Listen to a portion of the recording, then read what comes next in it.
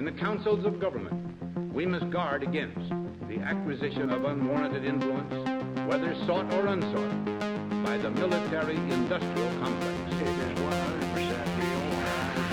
There's a whole fleet of them. Look on the ASA.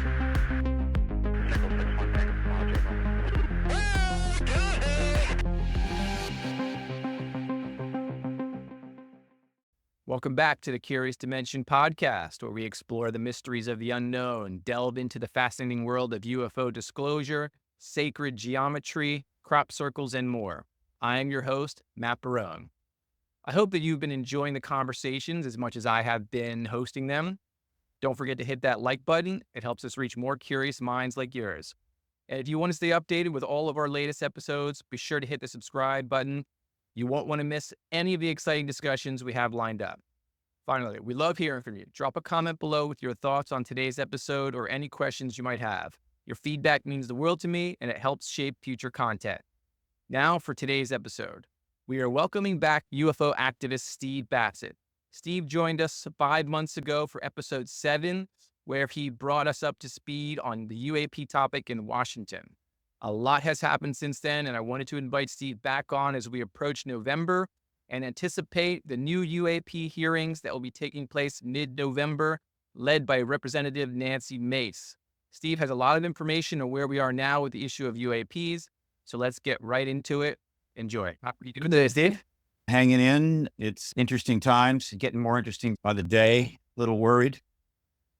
Yeah, last time we talked, we were talking about the Schumer amendment, and they were all kind of planning for this to get rejected in many ways. And it was watered down, and the prediction was that he would slip it back in this year after everything cooled down.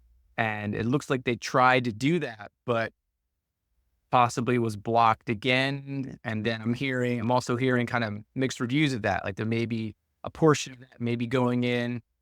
Maybe you could shed some light on that, bring us up to speed. Yeah. Are we recording now? Yeah, I'm just I hit the record button. Okay. Yeah. Look, here's the good news. Most people know that the legislative process in the United States, in our system, is difficult, complex. And there's a reason for that. The founders, when they designed the country,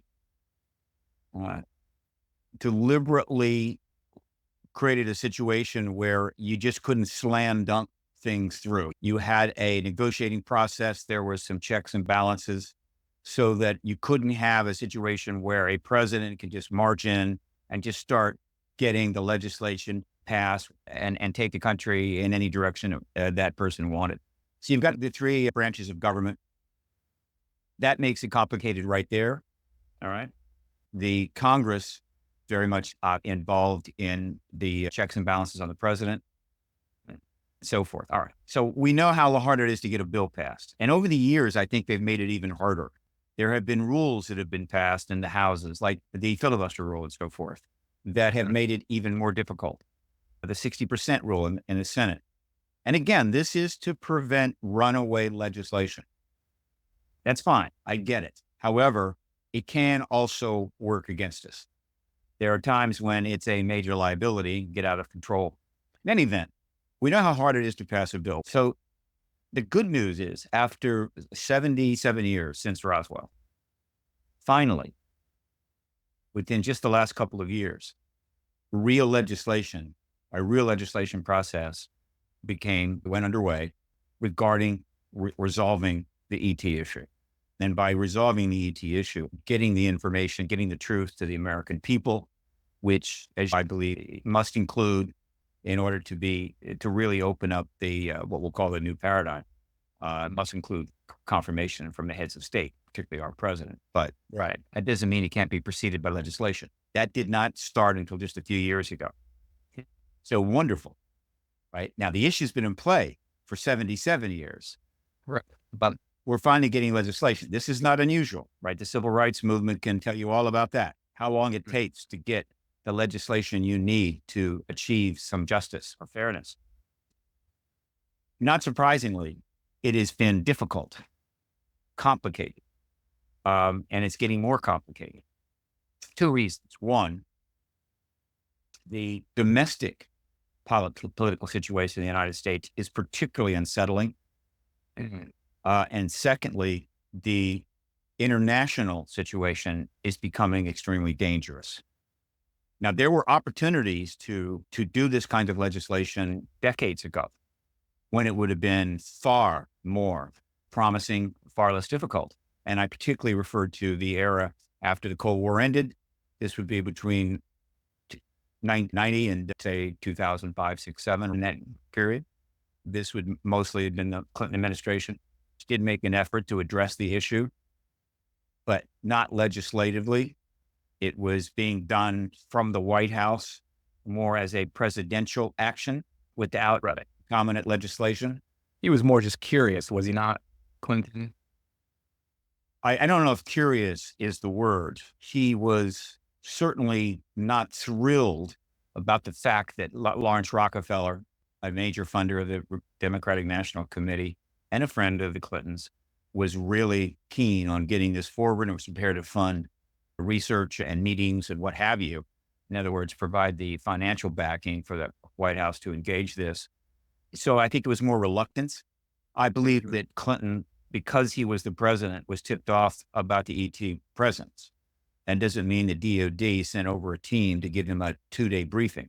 It simply means that somebody somewhere in the system informed the most powerful man in the world and the head of this country that, Bill, I don't think as much you can do about it, but that this phenomena that you're talking about, it's real. And we've got that is not human presence here. That doesn't mean he can do anything about it. Doesn't mean he wants to do anything about it. I feel that is true of every single president. I've come to that conclusion, not because I've got a tranche of inside top secret documents, but simply the application of common sense. But in any event, that was a great opportunity and we let that get away. And that's unfortunate. So that was the early 90s. So another 20 years pass, and actually it's almost 30 years, come to think of it. Yes, it's the early 90s. We're finally getting the legislation. So it is really tricky and difficult. So the first bill was passed and signed in 2020. It was some basic legislation sponsored by Marco Rubio in the Senate. The second legislation was signed by the president in 2021, was sponsored by Kirsten Gillibrand, also from the Intel Committee, which is where all of this has really been generating. It's I think the center of this. The third piece of legislation, I think, was sponsored by Mark Warner, who's the chairman of the Intel Committee. Each piece of legislation got more and more comprehensive, taking in more aspects of the process. And if you look at the legislation, it is not about, it may seem to some is about the Senate Intel Committee is trying to find out what's going on here, right? They saw some ancient aliens and said, wait a minute, is this real? We need to find out. No, it's not about that at all.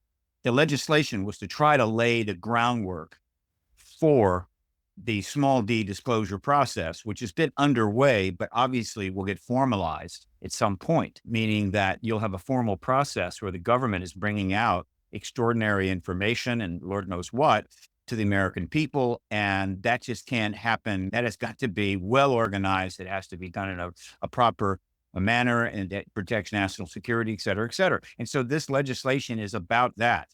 Not about trying to find out the phenomena. The government knows about the phenomena.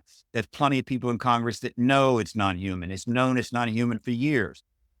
That was going on. And then the fourth piece of legislation was introduced last year.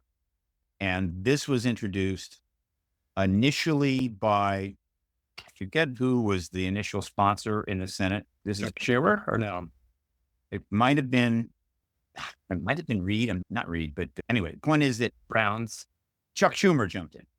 Right. And he is the one that then laid out the ultimate comprehensive legislation, which is what we've been aiming for since the initial bill was signed in 2020.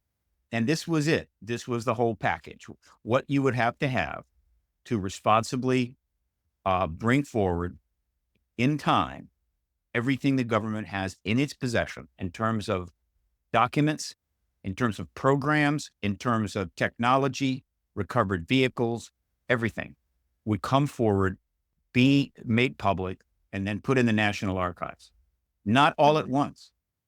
And some things certainly not sooner than later, some things sooner, some later. But the process was all there with the necessary powers to ensure that it's done in a timely way with certain, I think, protections built into the process to avoid disruption.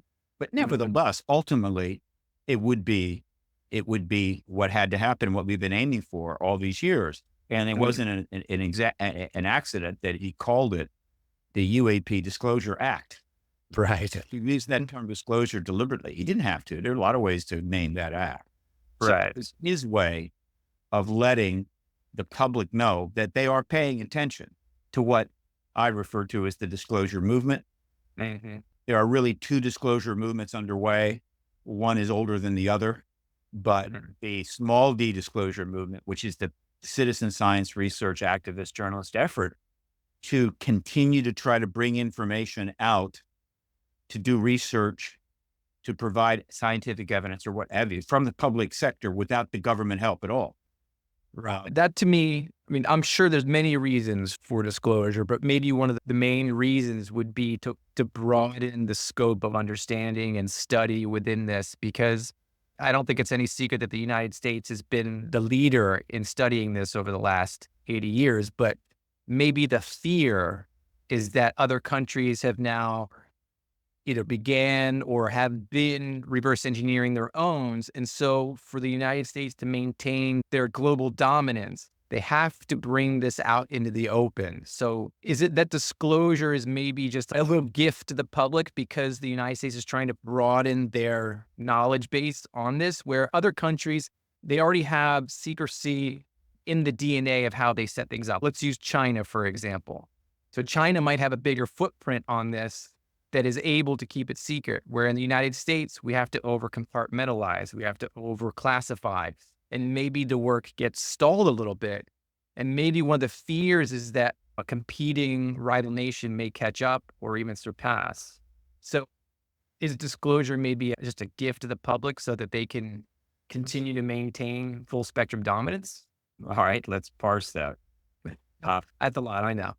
I hope they're not thinking of it as a gift to the republic, to the public. I agree, but It's not that. And anybody thinking that way is a victim, again, of institutional arrogance. And it's not going to go well for them. And they'd better keep their mouth shut. Secondly, it's never been a secret. This is something else that it's sometimes hard to people grasp. An early work on the stealth bomber was a secret, right? For a long time, they were working to build a bomber or airplanes that were highly stealth, in a sense, very difficult to pick up on radar. And that was definitely a secret until it eventually became known. The ET thing has never been a secret. Why? Because they fly around overhead whenever they want to. And of course, there is that press release that they released in 1947. So it's not a secret. right. And so that's not a distinction without a difference. And so and it's not even a cover-up. And the reason it's not a cover-up is that the policy is a national security policy that begins in the very earliest days of the Cold War, when the threat of nuclear war was absolutely real and continues to be real. And while it's hard for most people and they don't want to spend much time contemplating that, the fact that those missile silos are out there, they're still out there. I think we've got 30 or 40 nuclear total submarines. I think 18 or 19 were missile subs. The rest are attack subs out all the time, as do China, as do Russia. That at any time we could have a nuclear war. We have completely adapted to that. We don't think about it. It's just something that could happen. All right. And that's not good. It's like living next to a volcano like the Pompeians and just getting used to it. And it rumbles, a little shake. But what can you do? And then boom, they're all dead. It's not a cover-up. It was a national security policy. That's why I renamed it the truth embargo back in, I don't know, 1999, whatever, 1997. It's a truth embargo, which characterizes it appropriately. They're embargoing the truth, meaning, yeah, it's true. You know it. We know it. You know that we know it. And we know that you know that we know it. But it's embargoed. we're not going to go there. We don't want you to go there. We might take measures if you get a little too close to there, right? But overall, we're trying to we're not trying to be a dictatorship, and we're not trying to be nasty. But overall, we just want this thing to remain embargoed, like Cuba, right? We don't like Cuba. We still don't like Cuba. We don't want you to go there. It's embargoed, but yeah, it's there, right? We're not denying that. But in the case of the ET issue, they deny it. Now, that is a lie. Okay. That is a lie. But the government lies about a lot of things in service to national security, and people understand that. So to make a long story short, they have known for a long time that another nation could preempt us on this issue. And the two that were most, I think, of concern to them were the Soviet Union, then Russia, and China. In terms of, do they have crash vehicles and they're weaponizing the tech faster than we are? I don't think so. Are they concerned they have crash vehicles? Yeah. But we have more money than they have. We have always had better tech than they have. And we have spent whatever we needed to. In other words, no blank check on studying those craft, engineering those craft, or re-engineering those craft, trying to understand the science behind those craft for decades. The idea that somehow the Chinese figured it out, we didn't. I don't think so. I don't think that is the issue of possibly being preempted. Hell, I've been mentioning that over and over again, hundreds of times since 1997, 1998. Early on, I understood that we don't control certain nations. We have great influence over our World War II allies, like the UK, for example, but almost all of those nations that were opposed to the Axis power, we have great influence over them because we saved their ass, and we are the number one nuclear power that prevents them from getting nuked, right, by our quote enemies. So we have a lot of influence there, but we don't have much influence over China and the Soviet Union, Russia. And so there was always that risk, but I think it became apparent early on to our government that there was not much interest in these totalitarian states coming forward and say, oh, we're not alone. There's the extraterrestrials here, and they've got super technology, and wow.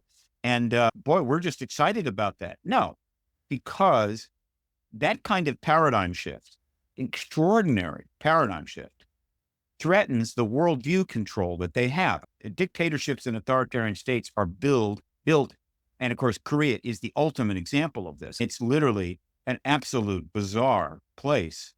It's based on controlling your worldview. In other words, there's a certain worldview they want you to have. If you differ from that, you need to keep your mouth shut. And if you say something, we're going to deal with it.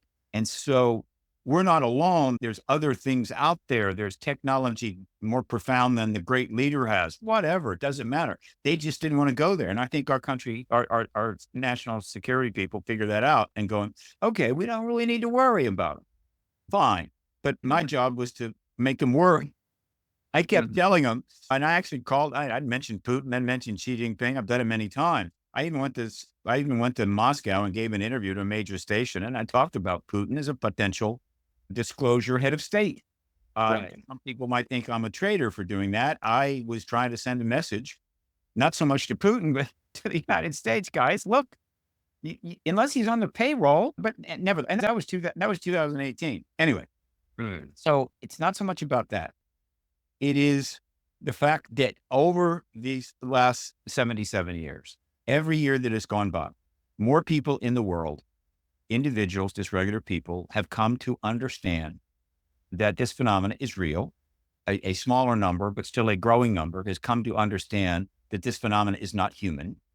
A huge number of people, a much higher percentage, is quite convinced the government is simply not telling the truth about it.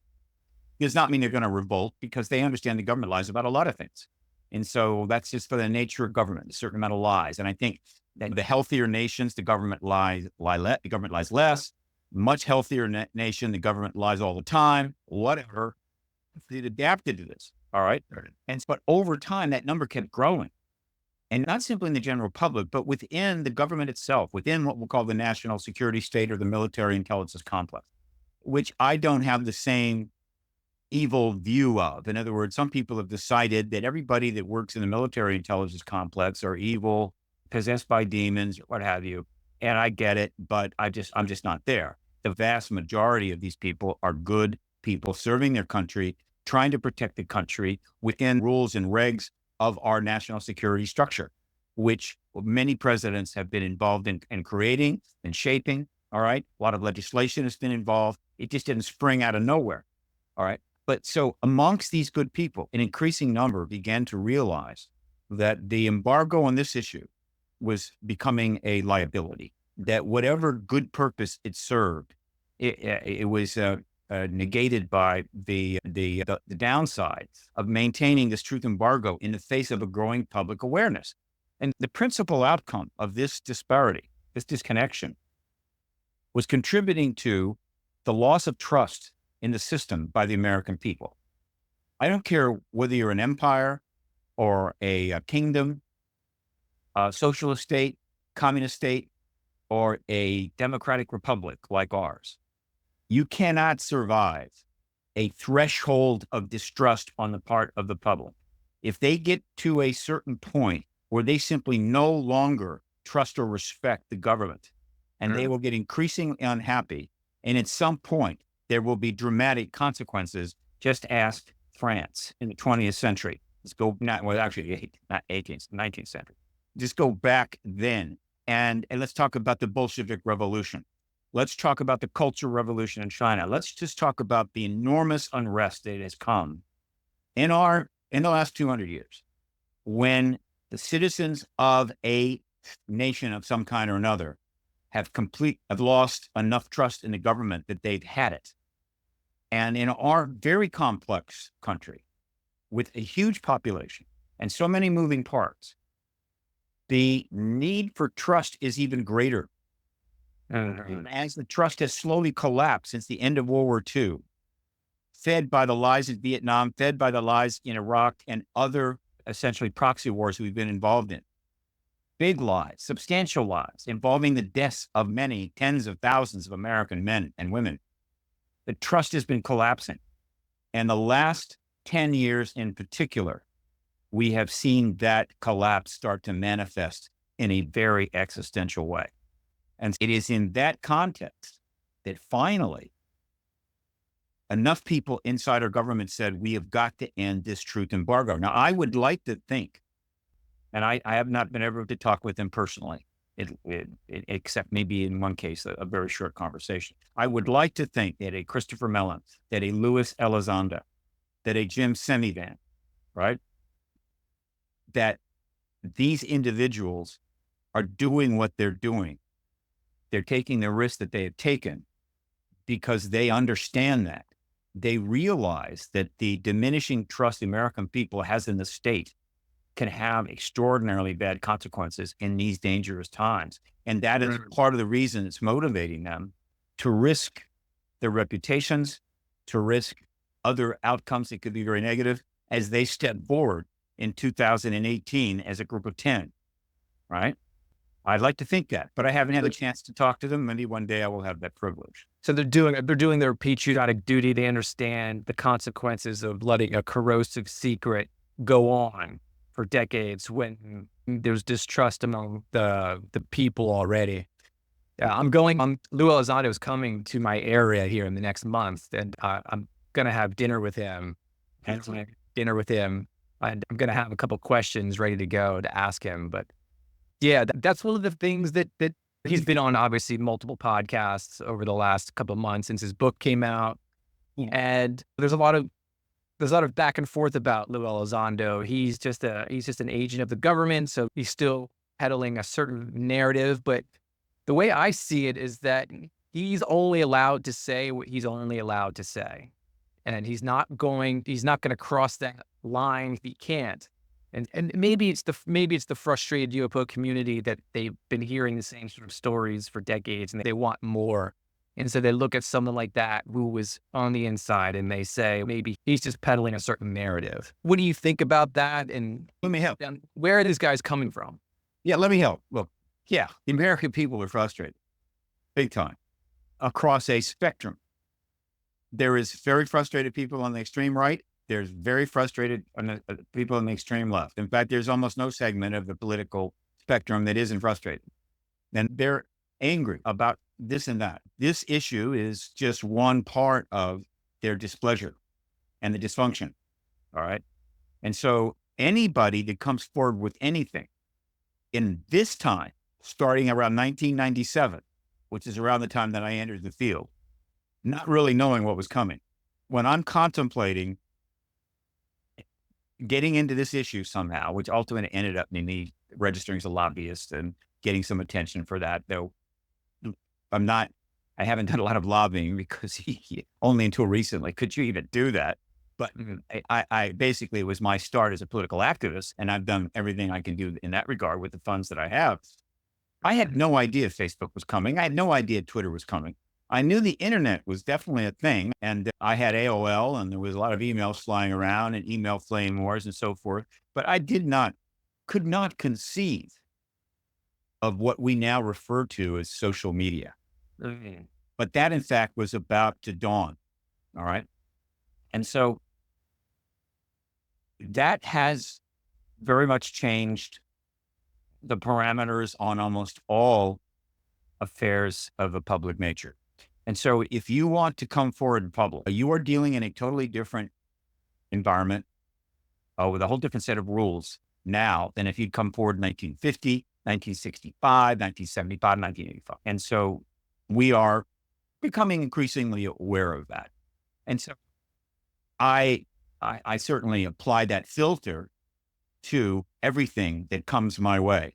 And I am on the internet constantly. I'm on social media, and I'm getting that stuff. There are certain places I don't go because I know that's just not a place you want to go. But even in the places which I think are meaningful, you have to filter it. So let me help you. Luis Elizondo is a national hero. Absolutely.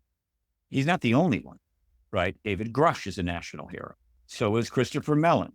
And pretty much everybody that came forward in 2018 in that group of 10, though a number of them stepped back for various reasons. And I don't think their plan was to go forward, but they lent their bio and their image to the Stars Academy of Arts and Sciences, which was their way of saying, we support what this organization is talking about. And while that organization had a broad spectrum of a broad agenda, at the core of it was pursuing the end of the truth embargo for those that take a close enough look. All right. And so that's point one. Point two, everybody that comes forward on this issue has, if they are wise and if they want to succeed, obeys the national security criteria, which have gotten much more generous over the years. The fundamental criteria is not hard to understand, and I just wish people would understand it. All right.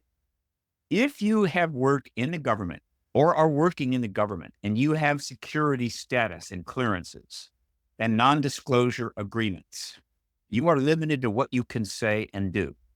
If you don't want to have those limits, which I wouldn't want to have, you could be a political activist like me and operate strictly under the First Amendment of the Constitution and say any damn thing you want.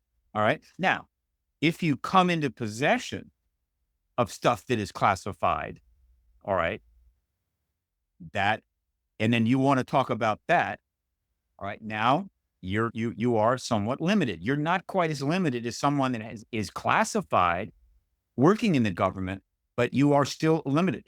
And so you can go public. However, you had better be a journalist. All right. Because if you're a journalist, you have some significant protection. We've had examples of this. But if you're just a private citizen or activist and you want to raise hell and you want to say, I've got top secret documents, here they are, you could have a rough time. These are the rules. They're not completely unreasonable. All right. But in the case of people in government coming forward, they are limited in what they can do. There are consequences to themselves and their family. Now, here is the good news. All right. There is built into the structure a basis by which people who are under NDAs and or classified status can speak. All right. And address an issue. It has to be cleared in advance by an entity called DOPSTR. All right. which stands for the Department of Defense Office of Pre-Publication Review. And a lot of people don't know what that is. A lot of people on the net that are having on social media, raving and what have you, don't understand it. It was mentioned several times in Grush's interview, or rather hearing, before the House Subcommittee of Oversight Subcommittee on National Security, where he mentions Dobson. Lewis has mentioned Dobson. Louis Elizondo. Does his book have to go through Dobson? Absolutely. And so everything that you are hearing and seeing, because these gentlemen are operating under the rules, with a possible exception of Grush, it's not clear to what extent Grush crossed the line. Mm-hmm. And until But was that not a different scenario because he was being threatened by people with the intel community, and so he felt maybe his only option was to come forward and push the envelope a little bit? That wasn't his only option. He was in a contemplative state on this for at least a year, I believe. And I believe that discussions with Leslie Kean and Ralph Blumenthal, which eventually resulted in a debrief article, went on for some time. Possibly, and I think there was quite a bit of discussion with Ross Coulthard. I've heard as long as a year, but a good while, all secret, all private, all right. And then, of course, he took his complaints to the Inspector General of the intelligence community. He was doing the right things, but at some point, it was still concerning to him, particularly the threats. So he talks to the journalist, he gives an interview to Coulthard, and that is brought out. What is not clear is to what extent what he told Ross Coulthard or Blumenthal and Kean that was eventually put out actually crossed the line. And it's not clear to me. It did cross the line. No legal action was taken against him. And I think certainly the fact that he went to the Inspector General and was all presented to the Inspector General who checked it out, there's no way the IG's office didn't go, oh, really? Wow, that sounds really serious. Sounds good to us. Feel free, Mr. Grush, go forward now. And so I believe, though it's not been confirmed, that the Inspector General's office confirmed who he was talking to in the special access programs, the first-hand people, confirmed that they existed, confirmed that they talked to him. But that hasn't been brought out. In any event, it's not clear, but it's possible. But mostly, certainly when he testified in front of the House Committee, we're talking Dobson. We're talking Dobson with Elizondo, which means this. Everything that's in that book, everything that Lewis is saying on these interviews from the get-go is not violating his oath, not violating the NDAs that he may be under, and that it's been approved by Dobson. Now, this is actually tremendously important and good news. And then there's some people getting upset about it. They should be rejoicing. Because what it means is that what Grush told the subcommittee, what is in Louis Elizondo's book, what Louis is talking about in Catless podcast, has been cleared. He can say that. Now, here's where it gets a little tricky. Okay.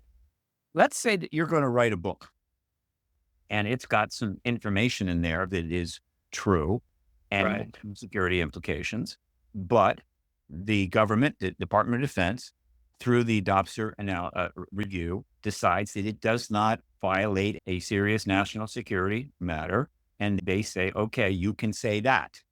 Or they might say, you can say most of that, but you have to redact this. Right. But it's also true, if in this book, you make up a completely fictional story, right? You got a whole chapter about, I don't know, the fact that people that went to the moon and they stayed up there for a couple of months and they found some dead bodies or whatever the hell. Just make up something. They'll clear it. It's not a threat to national security. This is completely false. It makes a fool out of you. And so that is an aspect that people maybe don't realize. And so if you want to make up fictional stuff, well, you can probably get the clearance of it. Dobson will clear it. But ultimately, it will ruin your life, which is why people just don't do that. And I've had careers do not do that. So with that aside, so what is the good news here? If you look at what Elizondo is saying, what Mellon is saying, what Grush has been saying. My God, basically all of that confirms that we have a non-human intelligence here from somewhere. I'm going to put all my money down on another star.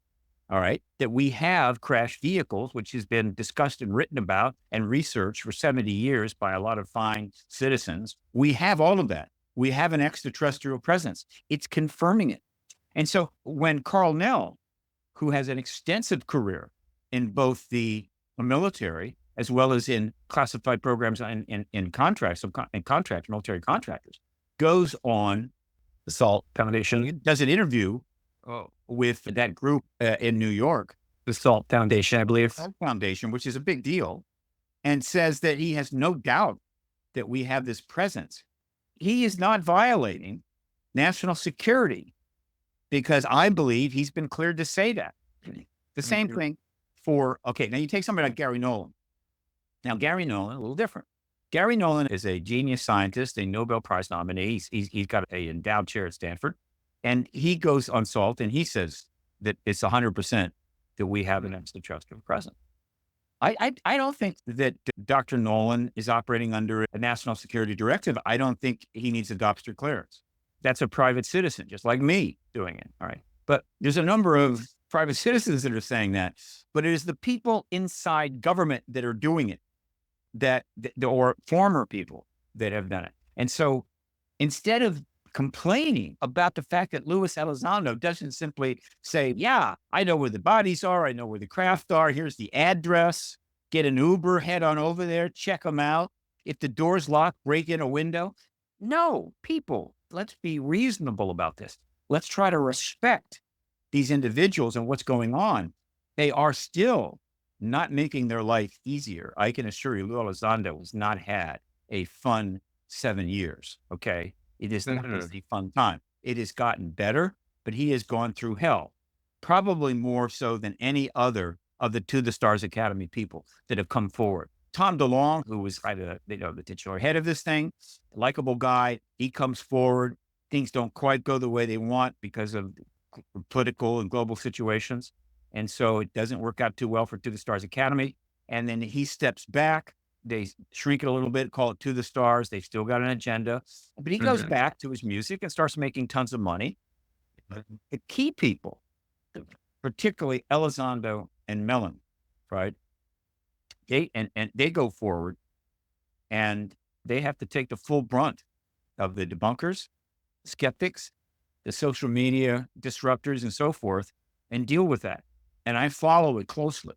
And they've dealt with a lot. However, they are going to essentially be seen as the national heroes they are. The odd Medal of Freedom, perhaps. Presidential Medal of Freedom might be given out. We'll see. But so let me make it clear, right? Those of you that are having these concerns, chill, right? We're winning. And these are heroes, and they need your support and their backing. In fact, there's a lot of people in organizations that need your support right now. So the other thought I had was that, yes, these guys are taking a brunt of the ridicule, but also they're not saying anything that's terribly new. Like you said, this has been the biggest open secret since 47.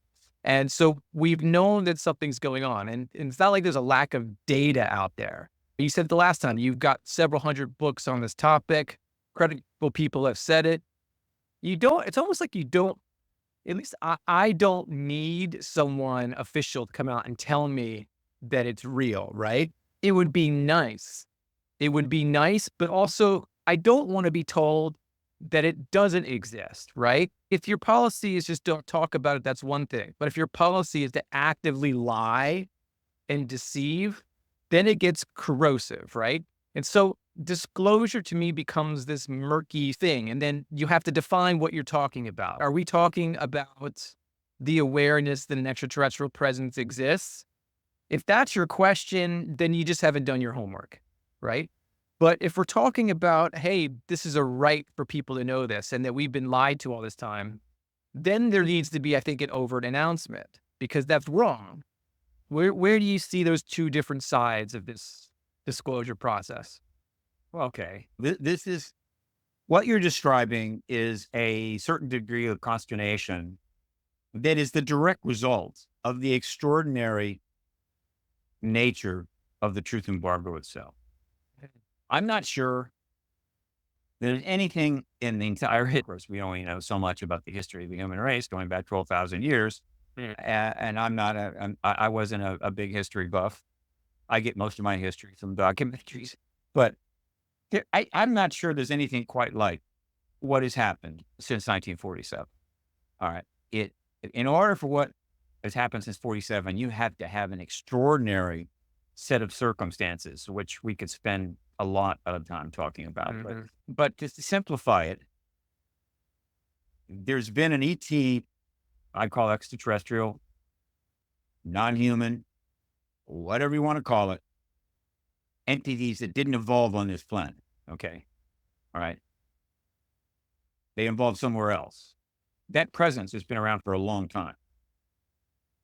Given how old the solar system is, and given the nature of planet creation and what have you, there could have been 1,000 advanced civilizations in the last couple billions of years that have come and gone. Who knows? That was a big galaxy, 200 billion stars in our galaxy, 200 billion galaxies in the universe.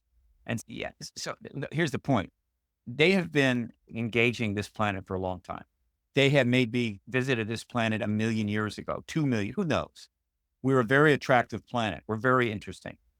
Take a planet like Mercury, not so interesting. It's just really hot, right?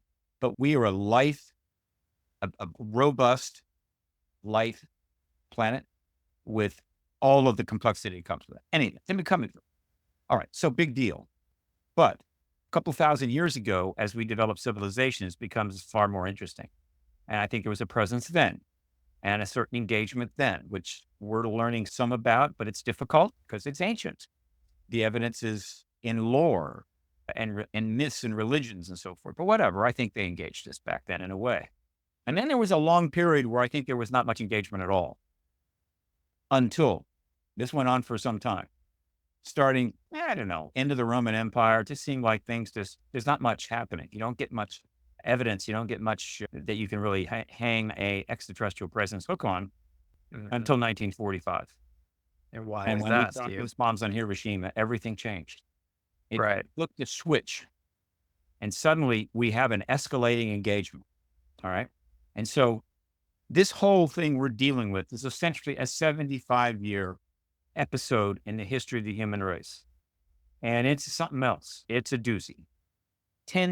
Hundreds of thousands of books are going to be written, assuming, but they'll all be Kindle books. They won't be on paper, but there are thousands of Kindles are going to be written about what happened between the bombing of Hiroshima and the ultimate engagement of extraterrestrials openly, which I think is going to end up being about a 78-year period. It's an extraordinary time. So, to the extent that someone understands that, they can lower the amount of angst and cognizant dissonance that they're dealing with as they're trying to get it. They go, this doesn't make sense, and that's irritating. Why don't they do that? I get it. That's where activists come in. That's where people like myself come in. We spend nothing but all our time trying to understand what has happened, trying to connect the dots, trying to keep track of what's unfolding at a rapid pace, while most of the rest of the human race is busily just trying to keep food on the table, right? Stay alive, not get picked up by the state police and thrown in jail or whatever else, right? They can't not do this. They cannot follow this. And so with that in mind, all right, a lot of the concerns that the internet puts forth, I get them, but they're not really valid. All right. So look, the fact that you've got people in government telling you what you already know, it does not particularly bother me, right? Because for every person like you that has a pretty good idea what's happening, there are tens and tens of thousands that are clueless and have no idea, right? Because they don't follow this. And I'm talking about the entire planet, right? Oh, for sure. The whole 8 billion, 8.2 billion now. They don't know. And this issue affects them all. In other words, if you're going to address this issue as an activist, you just don't address it on the part of a few of your good friends right, that are really into it, or your MUFON group that you belong to, or whatever, if you're going to be an activist on this issue, you are trying to represent this issue to every single living person on the planet. Now, that's not hubris. It is a simple, logical statement. Why? Because the ET presence is global. You're not here for the UFO, UAP activist community. They're not here for the United States. They are engaging this entire planet for reasons that we still don't fully understand. And they have been for a very long time. And what they are doing and what's going to come when we get into open contact is going to affect everybody on the planet. And so you have to think of it in those terms. And so the fact that some people who know about it are irritated because Lou Elizondo is not handing out the keys to the Pentagon sub-basements and spilling all the beans just are not getting the larger picture. So that's the first point. The second point is they're underestimating the importance of this. They're seeing it as just another lie, like the Vietnam War lies, which were nasty. A lot of fine young men and women died because the government lied about this, which helped maintain that war as more and more Americans realized it was a colossal mistake. And so they lied to keep it going. The people that did that really did not get the justice that they deserved. And then there have been other lies like that. I get that. And that was not good. This is bigger than that, much bigger than that. And so as we try to address it, it has to be done in a way that is responsible and serves not the human interest, the interest of our civilization. So the mistake that they made was that they had, regardless of what they knew prior to 45, starting to get more evidence. We're starting to see more glimpses of possible evidence of other crashes that took place and may have been recovered, right? Prior to 45, I'm sorry, prior to 47 rather. And if that is true, all I can say is that was so tightly held, so limited, that maybe the vast government knew nothing. So it was really tightly held. It wasn't affecting much. But not eventually something had to give. And what happened was that in 47, they put out a press release, and that was the ball game in terms of maintaining a completely, fully contained, I guess you could say, embargo on this. And so after that point, the public is involved and they've never been uninvolved. And so that is the real beginning of what we'll call the disclosure movement. Now, you might say, look, okay, President Truman could have made the decision to resolve it right then. I'm sure it was considered. He chose to wait. As things move forward, the reasons to hold back grew. So while they're trying to decide, go forward and don't go forward, the reasons preventing them going forward just got worse and worse. In 1952, you had another major event, which did not help. You had a flyover of DC, scared the hell out of them. Not surprisingly, the result of that wasn't, let's bring some people together and decide we need to tell the American people. No, they brought a committee together called the Robertson Panel, which was CIA based. And their decision was, not surprisingly, my God, we can't tell anybody about this, right? We've got these things are flying over our Capitol. What does that mean? I get it. And the circumstances just were setting up nicely for this thing to continue forward. And ultimately, if you're pointing at one thing that prevented those that favored the truth, those that felt it was essential the human race knew about this as soon as possible, the one thing, and it's not trivial, that made it not possible to do that was something equally as extraordinary as the extraterrestrial presence. The world had never seen anything like it. And the world's been through a lot. Civilizations have gone through a lot. We've had mass slaughters and kill-offs of entire civilizations, right? The Portuguese show up, and before you know it, you can't find an Inca anywhere, whatever. We've had that over and over again. We've had mass slaughters. It's been going on. And yet nothing like what started in 1945, in which in short order, the human race developed weapon systems capable of destroying entire cities, entire countries, capable of creating massive fires, radiation, nuclear winters, and so forth. Literally, we developed a capability unseen in history because of certain scientific and engineering developments. And that created a very significant problem for us because we don't want to destroy ourselves and everybody else. And so that evolved into a policy which still exists today, mutual assured destruction, meaning in terms of the use of this weapon system, which at one point we had 80,000 of these weapons. Right? I think now we have about 20,000, still 10 times enough to ruin everything. Right. What's the point? We can't use them because if you use them, you destroy yourself. And so theoretically, logically, you can't. So it makes no sense. And so don't worry, folks. Nobody will use them unless, of course, there's an accident, a mistake, a miscue. There have been a number of those, and we've come right up to the brink several times. But whatever, it hasn't happened. And so the human race has shelved that, right? Meaning, okay, we live, the only reason that I'm not going to get nuked tomorrow is a policy of mutual assured destruction, in which case nobody's going to use these weapons. Now, there's two problems there.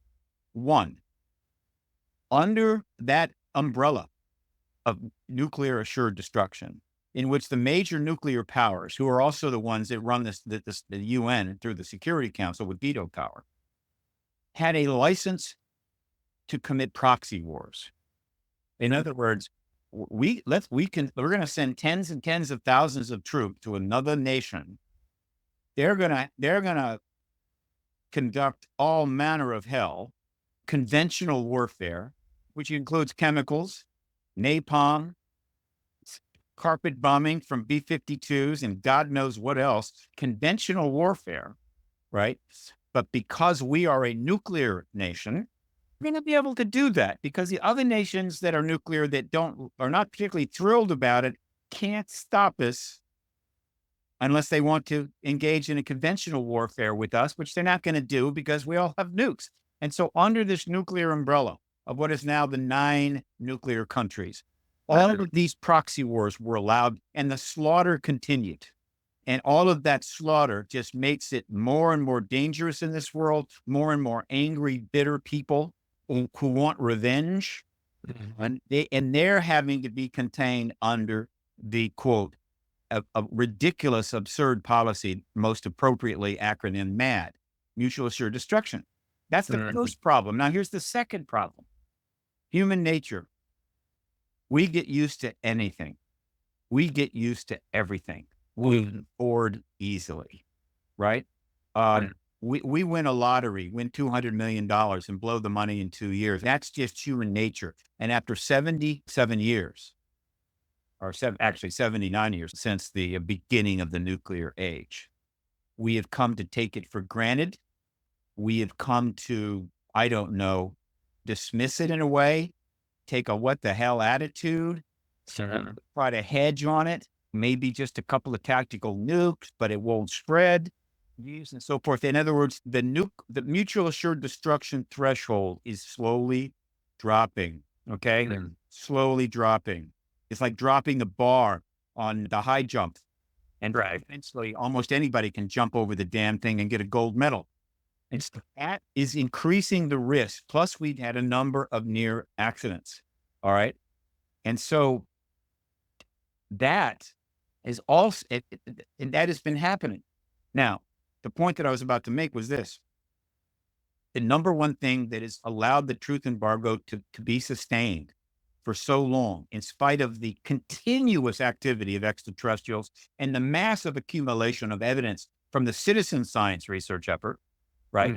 All right. Aside from any leaks from government or FOI reports, filings, this unbelievable situation where the whole entire world is under the threat of being disrupted massively by a nuclear war has ensured that truth embargo can survive. Without that nuclear Cold War threat, without mutual assured destruction, there is no way that the truth embargo could have possibly lasted, right?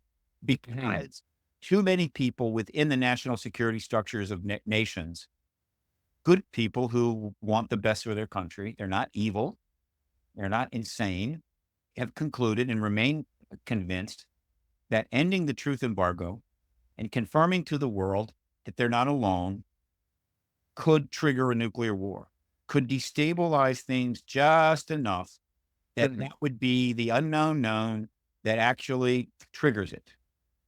And this is the fundamental dilemma, aside from all the other stuff that's peripheral to that, and you could point to and jump on and what have you. At the core, at the center of this whole thing is this dilemma. It's becoming increasingly difficult to not just confirm this. The ETs are relentless. If they just left, if after Roswell, they had said, oh my God, we lost some people there. We lost a craft. This place is too dangerous. They all went home. There wasn't an ET anywhere. No problem. But they didn't. They've been just as active, in fact, extremely active in the last 7 years. So they're in this dilemma. We can't stop the ETs from doing what they do, which means the pressure on confirming their presence grows every year, but we still haven't solved the problem of mutual assured destruction. In fact, we're hardly doing anything at all. Point to all the diplomatic efforts underway to eliminate the nukes. Nothing. Point to all the reduction in arms. Nothing. Point to all of the escalations in nuclear weapon technology without adding nukes, hypersonic missiles, nuclear torpedoes, and on. And so the dilemma is excruciating. The people inside who feel this is a risk, that like, let's just get it out. They can't go there. And so as we move forward legislatively, without getting into politics or people with ulterior motives or whatever the hell, or just people you don't like, the fundamental dilemma is there. As the servants of the American people who sit in the Congress and in the House contemplate dealing with this as they move forward, in the back of their mind is the fact that we have not resolved the Cold War issue. We have resolved the nuclear proliferation issue, and the threats of nuclear war are now greater than they've ever been. They are. 96, midnight of the doomsday clock, repeated threats of the use of nukes in the Russian-Ukraine war, repeated concerns about the possible availability of nukes to Iran, right? Repeated concerns that China, a nuclear power, may still try to take Taiwan, and the only way to stop that is nuclear. And so that is real. And so, and if you don't understand that, then all of this may get crazy, but it boils down to this. And this is what is so profound to me as I try to do my limited amount of activism and try to remain relevant as an activist in a time when things are getting very intense and I am very underfunded, to say the least, is this. In spite of this extraordinary development, a number of individuals, primarily in the United States, have made the decision that it is in the best interest of the United States and this planet to go forward and end this embargo. And they have come forward, they have come public, they have made statements, and then they started to introduce for the first time since 1947, in 2020, first time they introduced legislation. In 2023, they held the first hearing in Congress since 1968. All right. They have now put in 4 tranches of legislation. There are members of Congress coming forward and stating that they are convinced we have this non-human presence. And they're continuing to try to advance this issue. But guess what? There is pushback. Right. Without getting into, quote, evil political agendas, there is a legitimate basis for pushback by people in the DOD and defense contractors or wherever else who are still concerned that they can't convince themselves that this massive paradigm shift that's coming is not going to be destabilizing enough that some idiot files off a nuke. Right. Got to understand this. We've got to accept that fact. And I came to terms with it a long time ago. There is a certain risk that ending the truth embargo and confirming to the world that they're not alone, and in due course, very much likely confirming they're from other planet systems, confirming there's more than one species. And so this is a very complicated world we live in and a complicated galaxy, and very possibly open contact, but also confirming contactees, abduction, and so forth. There is a possibility that paradigm shift will destabilize things and some nukes fly. Do you think that maybe one of the ways maybe they're hoping would happen, or maybe they know will happen, is that there will be a discovery scientifically, maybe by the James Webb Telescope, or maybe they find microbial life on Mars? Do you think that maybe they're like hoping that would happen to soften this blow, and then people would get used to the idea that life could evolve because now we found certain traces of it somewhere else, and then they come out and say, "Well, it's still here," and so like it softens the blow a little bit. Do you think they're thinking that in the back of their mind? Do they I think that in one time, going way back many years, I'm sure, particularly when SETI was formed in 58. Remember when SETI was formed, there is a formal SETI program. There's a couple that were called SETI in a sense, but we know about the main SETI program. Basically goes back to 58. Dr. Drake started it. When SETI was formed and NASA was formed, the government knew there was an ET presence. I'm sure some of the founders of NASA knew there was an ET presence, and some of the people that founded SETI knew there was an ET presence. Mm-hmm. But Right. that was a time when the truth embargo, the basis for the truth embargo, which that was only 6 years after the flyover of DC in 52, that there was a very strong concern that this issue had to be embargoed. And so consequently, not surprisingly, programs like SETI and Search for Extra Intelligence became a buffer.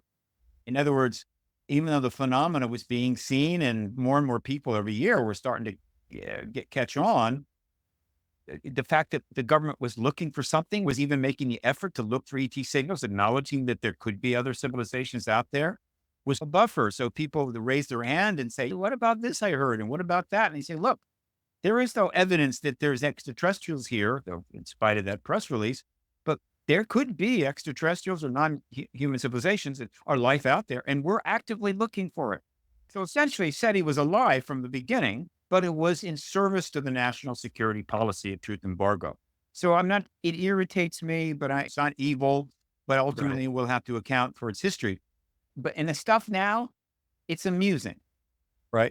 Obviously, there is a scientific value to studying other star systems, to developing the tech that might be able to detect life in another planet system 100 light years away. That's pretty cool tech. And they want to do that. And there's plenty of scientific benefit from developing that type of science. But when I see these articles, I don't post them. I have 15,000 articles about the UAP disclosure issue up on my website. I'll show it to you later. But I don't put articles at all up there about the Webb telescope looking for life on another solar system. It's funny. So for people, when you say we're getting closer to being able to, I'm saying, look, yeah, great. Maybe there is some life molecules on a planet in a solar system 50 light years away. But what about the ones that are turning up in my brother-in-law's bedroom every couple of months and taking them up for an exam? That's life, isn't it? That's non-life, right? So what about that? And so it's ridiculous. And so in a sense, the science continues in the sense of looking for life out there. And some of the scientists that are doing that, and I'm not going to name names, are fully aware that the ETs are here already. Right. A lot of funding available for searching for that life out there, and a lot of funding for the SETI work and everything else. And it pays their salaries and it does some science. And so none of them are willing to walk out on the job and say, look, we're not going to do this anymore. There's already ETs here. And so let's stop this and focus on that. Focus on the real ETs. They're not going to. That's human nature. I get it. So it's not that big a deal. So long ago, there might have been a certain amount of, look, it wasn't so much softening the blow as it was buffering the public from putting too much pressure on the government as the evidence mounted. in the real time and real space. Now it's a joke. All right. It isn't going to soften anything. Right. It's not going to, believe me, it's more of a joke. Beyond that, the conversation's beyond that now. Exactly. So I've got about another 15 minutes with you here, Steve. I wanted to ask you about the upcoming hearings that Nancy Mace is going to be chairing, I believe. I don't think they've released the list of witnesses yet. I want to ask about that, and then ask you your opinion on this witness, Jason Sands, who came out, I think, a while back. I think he's being debuted in the program, James Fox's new documentary. Do you know anything about him, and what could you comment about the upcoming hearings? All right. I'm going to do that very quickly, and I'm going to show you some websites, okay? Okay. You can promo or whatever. When it comes to individual witnesses, maybe it is. When it comes to Jason Sands, I don't have enough knowledge of the gentleman to be able to make an assessment, and I'm not going to. All I can say is if he turns up at a hearing, then he has been vetted to a degree that means that he's supposed to be in front of that committee. And that's pretty much all I can say. Elizondo has been extensively vetted, so it's not a problem for me at all. But there are a number of the witnesses out there. And all I can say is that we're now going through a process where people are coming forward and they're getting vetted. God knows David Grush has been vetted. And we'll see what happens, right? And very quickly, at this point, there is a hearing apparently scheduled. It's being scheduled by Nancy Mace. I believe that it will probably be under that same committee, the House Oversight Subcommittee on National Security. I'm assuming that Mace will be there. Luna, who is not on that subcommittee, I don't believe, will probably be there, but I'm not clear. But there will be a hearing. They want it. They want it badly. I do not know who the witnesses are at this point, right? But they've made it clear they want some firsthand witnesses. Right. What I am doing is this. I am making a concerted effort to try to convince the appropriate people regarding that hearing to bring in the nuclear weapons shutdown witnesses. I'm referring to people like and Bob Salas and others who have been trying for 40 years to get a hearing, to be able to testify about this. Present at the shutdowns in the 66, 67, and some other events. They eventually went public about 15 years later, and they posed an enormous problem for the Department of Defense, more so than almost any other witnesses that have ever come forward. And that the testimony that these gentlemen are able to speak to, firsthand testimony of being at the facility, of having the position of, in the case of Salas and Schindel and others, SAC-based commander level. They are in command of that silo, which means that they have the authorization to launch those missiles if they are given the right codes from the president. That's about as big a responsibility as you could have in this world. That these individuals are coming forward and saying, these missiles were shut down. That's not possible. We were there when it happened, posed an enormous problem for the Department of Defense. They didn't have many options. They could try to destroy them publicly, meaning convince everyone that they're crazy, undermine them, ruin them, whatever, destroy their reputation. Of course, this is well before social media. They could put them in prison. They could make them disappear.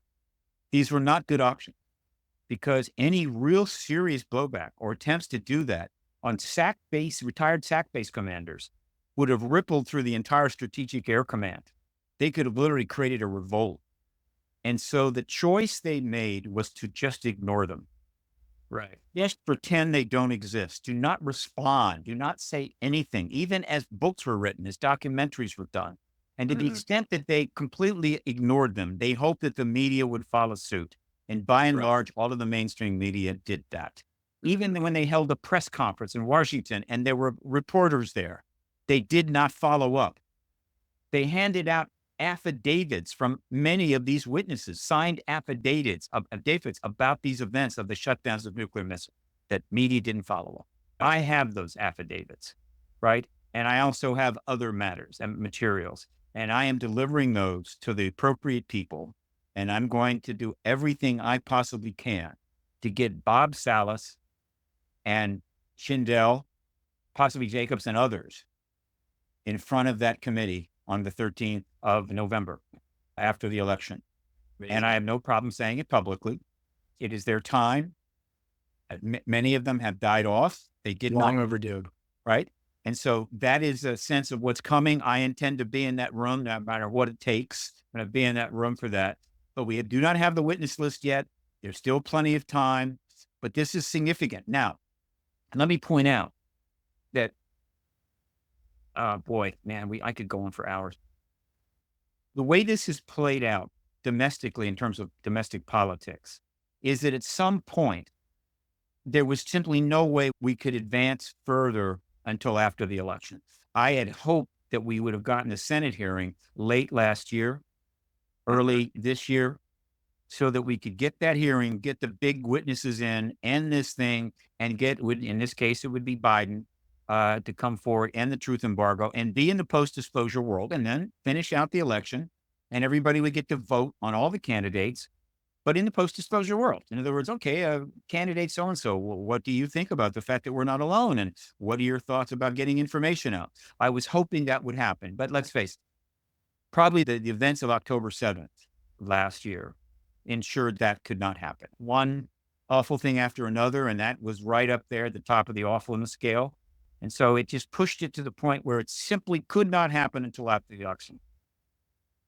And so it was very helpful when I heard that Nancy Mace was committed to holding a hearing after the election. Now, why is that important? This issue is nonpartisan, and it has remained pretty much nonpartisan in spite of all of the things that have happened. One of the most hyper-partisan vision political eras in our history, but it has maintained nonpartisanship.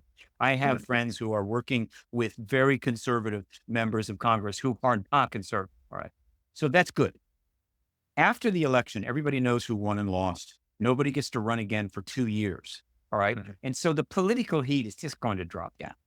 I just think it could go away. And so the ability of a nonpartisan hearing becomes much more attractive.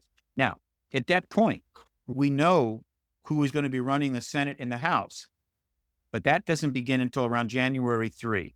And so we have a kind of stable period between the election and inauguration, particularly between the election and the new switchover from the House and Senate, where a nonpartisan hearing, a major hearing could take place. And apparently Nancy Mace is committed to this. And that is very important.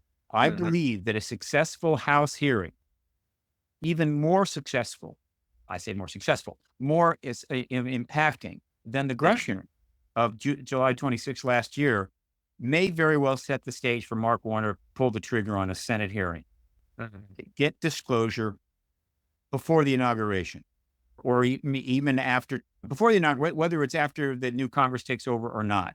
And therefore, the next president, whoever it is, will then be the first post-disclosure president to deal with the post-disclosure issues, and we can start off in a pretty much an era of, we understand what's going on. This is what I'm envisioning possibly happening. And key to that is Mace's hearing on November 13. Now, with that involved, let me share some pages with you very quickly. Do you mind? Can I do that? No, go ahead, please. All right, I'm getting better and better. I want to point out this. Are you seeing the New Paradigm Institute website? I am. Okay. It's coming through loud and clear.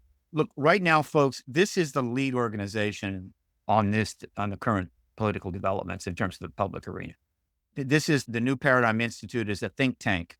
It's already gotten substantial funding, but it needs millions and millions more. Hello, you billionaires out there that want to make a difference in this world. It is chaired by Daniel Sheehan, who has been a justice advocate, an activist for 50-some years. He was the head of the Christic Institute. He then became the head of the Romero Institute. And the New Paradigm Institute is a think tank, nonprofit 501c3, a subsidiary to the Romero Institute. And it is already off and running with multiple programs. They just held the first teach-in since, I think, the Vietnam War era at Yale University, sanctioned by faculty there to address the disclosure issues to faculty and students at Yale University. They've got multiple projects going on, including the Global Disclosure Day, which is going to occur on the 20th. There's going to be a 2-hour group of presentations online, worldwide. I'm going to be one of the speakers. There'll be others. They've got a UN petition going. They have got one program after another because they were able to raise the kind of money that allows us to do this. This is going to be the leading think tank in the post-disclosure era. It needs millions of dollars, and it needs it now. It is going to be our representative in the post-disclosure era. But in the pre-disclosure era, in the run-up, Danny Sheehan and others connected to the New Paradigm Institute are all over this issue, and dealing with legislation, writing legislation, and dealing with the inside. I am on the front line of this issue, but many of the people involved with the New Paradigm Institute are behind the lines, and there's a difference. I think you understand what I'm saying, right? I'm on the front line trying to see what's going on. There are other people behind the lines, and I do have access to them, and that's helpful. newparadigminstitute.org. Okay, now, next one. Let us go here. Another organization that was founded last year that's significant that you need to pay attention to is the Soul Foundation. That's showing on your page. Are you seeing? Yes, I see it. The Soul Foundation was founded by Gary Nolan, and I think most people know about Gary Nolan. He is the Nobel Prize nominee, genetics scientist with an endowed chair at Stanford. He has come forward. He has stated publicly on several programs, we're not alone. That takes a lot of guts. He's been involved in this issue for years. He has pulled together some very significant people to form what amounts to a scientific think tank. All right. I'm pretty sure it is a 501c3 nonprofit. Right. And so I encourage people, check out the Soul Foundation. It is going to be a very important player in the post-disclosure world. And the fact that foundation exists at all, that these people are coming together to address, quote, ET technology and other related issues, is another indication that the truth embargo is basically over. Now, here's another site. Let me go here. There is, again, this was formed recently. All right. This is called the UAP Disclosure Fund. This is a 501c4 political nonprofit. All right. Meaning it is going to be raising money for direct political action. All right. And again, okay, you've got the major players here. And this includes virtually all of them. Elizondo, Nolan, Carl Nell, Christopher Mellon, right? Others you may not know as well. Yan Feng is a key individual here. They are raising money, and they, believe me, the millions of dollars, if they are able to raise millions of dollars from people, particularly the billionaires out there, and we seem to have so many of them these days, if you know what I'm talking about. They're $40 million to this campaign and $50 million to that campaign, and that their candidate loses, right? So I guess that $50 million just went down the toilet. I get it. And other stuff. I'm not saying you can't do that. You can do it, but there's a new world coming. And if you have money and you really want to make a difference in this world and you have good intentions, this is where you need to put that money. Let's get millions of dollars into the UAP Disclosure Fund, because they are going to help address the political issues in the post-disclosure world. And the very fact that this exists is another indication of why we are closing in on the end of the truth embargo era. And then I'm going to go here briefly, and I want to overplay this. Look, one of the reasons, and I mentioned this earlier, and I forgot to close the point. Years ago, I came to grips with the fact that there was a measurable risk that disclosure could be something that tripped nuclear war. I made the decision that, no, I'm going to proceed and do what I have to do and support everyone else doing the same. Why? It's a simple mathematical equation. I am convinced that the risk of nuclear war, if we do not disclose, if we continue on the same path, is far greater. Right? And so if you have a choice between a very large risk of a nuclear holocaust and a smaller risk because you take an action that is important, the choice is easy. All right. And it has to do with the fact that our behavior has not changed. We're on this absolute death march, and something has got to intervene. Now, if you want to track how bad things are without just having beyond the news, then this is the website you go to. It's called defconlevel.com.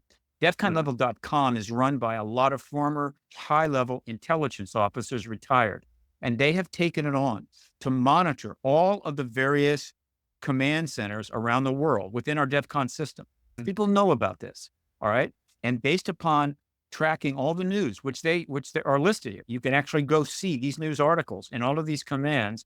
They're determining what the DEFCON levels are. DEFCON 5 is the absolute lowest level, meaning everything is hunky-dory. DEFCON 1 means there is a nuclear war underway. It doesn't necessarily have to be global, though the consensus generally is if it starts anywhere, it spreads. It cannot be contained. But one tactical nuke going off in the Ukraine or Russia in that conflict makes it immediately a nuclear war, and that command goes to DEFCON 1. And then the only question is, will it spread? So DEFCON 1 starts to be spreading to other commands. This is the way it works. Also, the government does not tell you the DEFCON levels. They just don't. You might learn afterwards, but you don't find out at the time. If they change the DEFCON level, that is not reported. However, this site gives you a pretty good sense of where things are. And what you need to know at minimum is that the European Command Center in our system has been at DEFCON 2 for 2.5 years. All right. Meaning it's right there. We can have a nuclear event tomorrow. The other thing you need to know is that just recently, they raised the DEFCON level in Asia to 2. It hasn't been, it was 3, right? Why did they raise the DEFCON level to 2? Because of the developments regarding Taiwan and Japan. There are Chinese ships constantly entering into Japanese Taiwan waters. There's conflicts over islands being built in the South China Sea. Recently, Japan fired on some Russian jets, probably not at them, but to deter them, because the Russian jets went into airspace. And according to their assessment, the risk of nuclear war happening and starting in that area is now DEFCON 2. Now, you may say, based on what? What you do is you want to go to the reasons, right? You simply go to the articles and you click there, and they will start listing all of the articles, all of the coverage that they are following regarding that command. And this is just the lead. And you click on one and you can read the extensive article. And so they're surveying everything in that command center. Now, right now, the DEFCON level in our area, which is USA, is still at 3. As far as I know, the only time it's been at 2 was part of the Northern Command went to DEFCON level during the Cuban Missile Crisis. You don't want to see that level of 2. So if you want to get a sense, go here. And why am I saying this? I'm saying, folks, look, if you do not understand how serious the nuclear war threat is in this world, then you may not properly appreciate how important it is that we end this truth embargo and get the world aware of the non-human presence formally so that we can introduce that into our assessment of how we're going to behave. You're not going to understand that imperative. So I'm advising people, please check that out.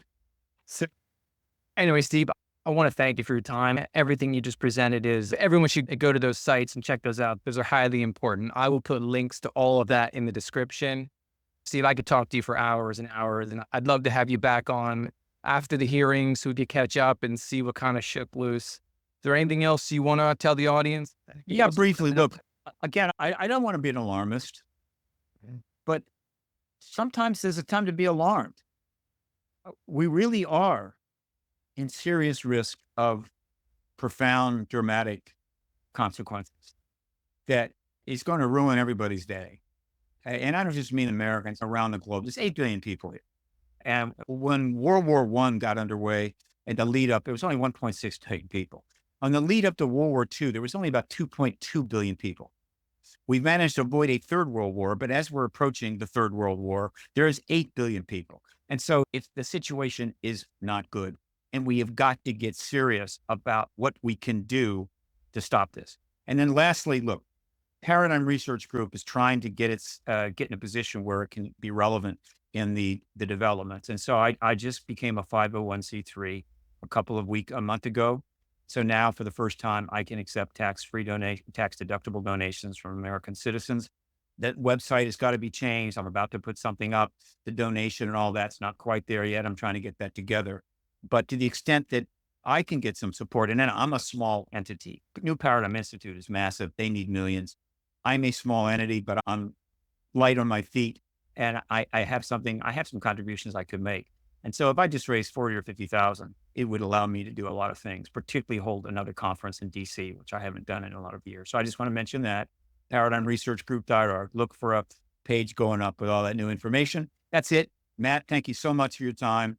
I hope I haven't upset anybody's day. Go out, enjoy the sun, relax, take it easy. We're still here, and we still have the ability to make change and improve our situations. Thank you, Steve. Thanks, everybody. Hope you guys enjoyed it. Thanks for watching the show. I hope you guys are enjoying the content. If you're finding any value, please hit that subscribe button, that like button, and leave a comment. It doesn't cost you anything, and it really helps out the show.